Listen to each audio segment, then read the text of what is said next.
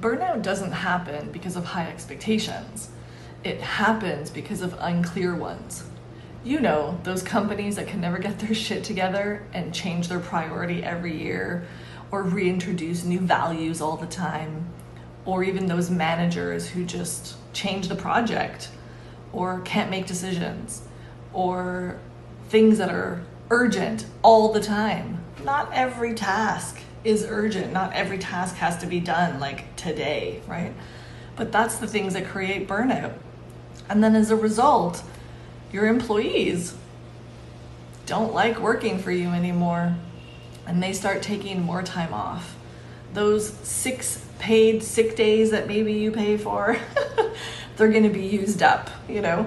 Or that extra vacation time is gonna happen. Or maybe your employees are gonna work from home a lot more because they just don't wanna see you.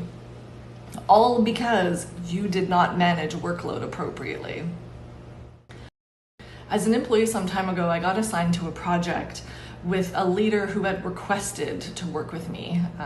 They wanted me because I'm very straightforward. So sometimes that's a positive thing and sometimes that's not, you know. I'm okay with it, but not everyone is all the time. So this project was supposed to last about 6 months. And I was happy to be part of it. I'm always happy to learn new things, etc. And at one of our first meetings, you know, we had an agenda, we had our timeline, everything was divided, who was going to do what, etc. And so really we left our initial meeting knowing that, you know, what our tasks were to do and timeline, etc. So fast forward now, realizing this leader would send text messages and emails and call. And if you didn't answer her right away, you'd get a message like, why aren't you answering me? If you didn't respond to the email within 2 hours, you know, you'd get a follow-up email. And sometimes she wasn't just asking a question, she needed a report. So you needed actually to do work. And so this just continued. And it was one thing after the other. And it was everything was just rushed all the time. And I started having bad sleep. And I started actually being bothered by this. And I don't usually get anxious. This is just not my personality. I'm a very organized person. And I just usually don't let these things get to me. She was getting to me, and it finally clued in one night when I couldn't sleep and this was rolling around in my head. And I was like, oh my God, she's creating burnout, because I couldn't rest. I couldn't do my own job because I was so involved in this project, and everything, like I said, had to be now, right? And so her personality was creating burnout, and not just me, and obviously the rest of the team and the project team. And we had to approach her about it and be like, what's going on? And she just had this need and desire to want to complete the project in 3 months instead of 6, and, you know, wanted to show off for the organization. And I was like, we can't do this. Like, we have 6 months, let's use 6 months. There's no need why we had to do it shorter. So it took a long time, but, you know, once we started explaining to her that we're all gonna drop out because she's creating burnout, then she finally clued in. I'm Jose LaRock Patton, and I help leaders try to make those uncomfortable conversations just a little bit more comfortable.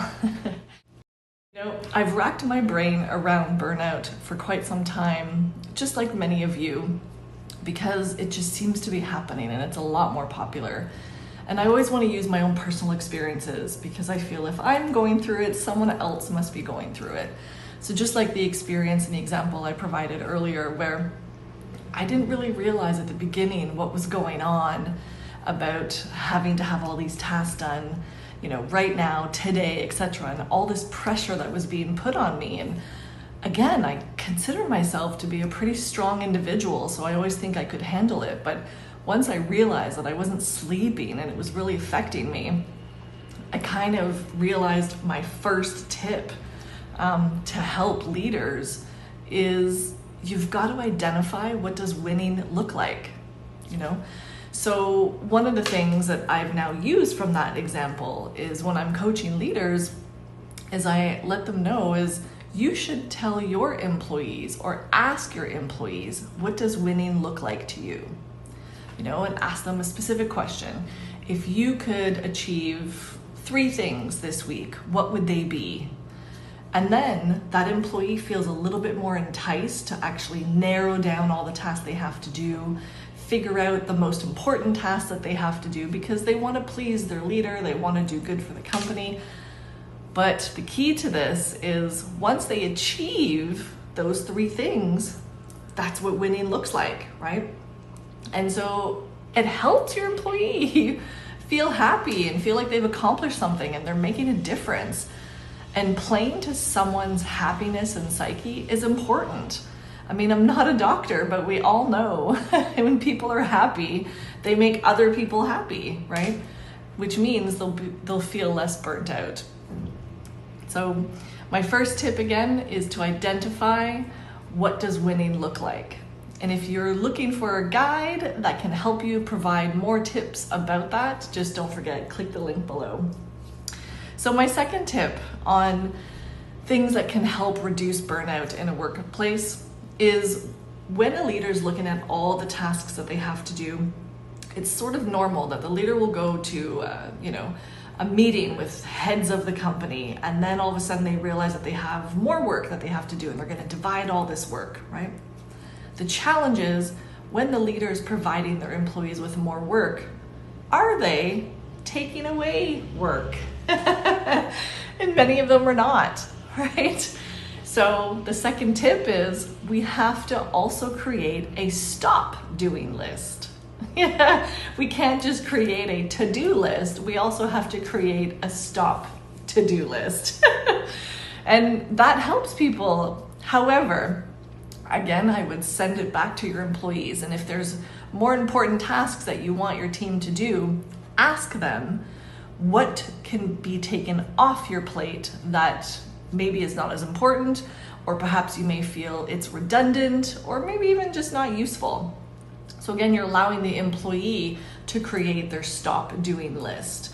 Of course, you're going to coach and guide them in the right area so that you still ensure that there'll be things to get done and the tasks that you want done will get done eventually, right? But it's still important to have that stop doing list, because if you're adding more things, you have to take off stuff. When you don't take off things, then people think, oh, right, I still have all of that other stuff to do at some point.